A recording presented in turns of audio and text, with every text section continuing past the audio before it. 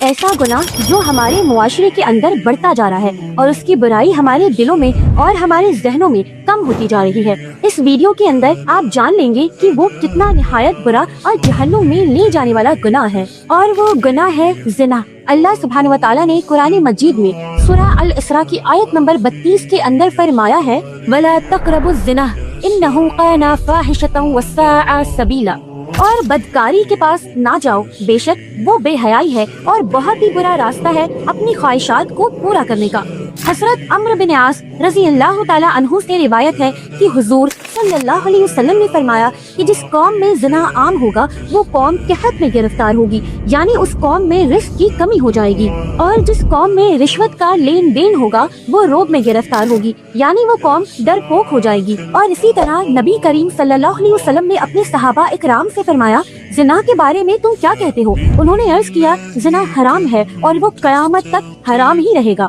تو آگے نبی اکرم صلی اللہ علیہ وسلم نے فرمایا کیا تمہیں پتا ہے کہ 10 عورتوں سے زنا کرنا اپنے پڑوسی کی بیوی کے ساتھ زنا کرنے سے ہلکا ہے؟ اور اسی طرح نبی اکرم صلی اللہ علیہ وسلم نے فرمایا کہ جب بندہ زنا کرتا ہے تو اس سے ایمان نکل کر سر پر سیبان کی طرح ہو جاتا ہے، اور جب وہ اس بدفعل سے جدا ہو جاتا ہے تو اس کی طرف ایمان لوٹ آتا ہے۔ یعنی جب انسان یہ گندا کام کر رہا ہوتا ہے تو وہ مومن بھی نہیں ہوتا، ایمان اس کے اندر سے نکل چکا ہوتا ہے۔ حضرت عثمان ابن عاص رضی اللہ تعالیٰ عنہ سے روایت ہے کہ رسول اللہ نے ارشاد فرمایا کہ رات کے وقت آسمان کے دروازے کھول دیے جاتے ہیں، پھر ایک اعلان کرنے والا اعلان کرتا ہے کوئی دعا کرنے والا کہ اس کی دعا قبول کی جائے، ہے کوئی مانگنے والا کہ اسے عطا کیا جائے، ہے کوئی مصیبت زدہ کہ اس کی مصیبت کو دور کیا جائے۔ پھر نبی اکرم صلی اللہ علیہ وسلم نے فرمایا کہ اس وقت پیسے لے کر زنا کرنے والی عورت اور ظالمانہ ٹیکس لینے والا شخص کے علاوہ ہر ایک مسلمان کی دعا قبول کر لی جاتی ہے۔ یہ مت سمجھیے گا کہ یہاں صرف طوائف مراد ہے،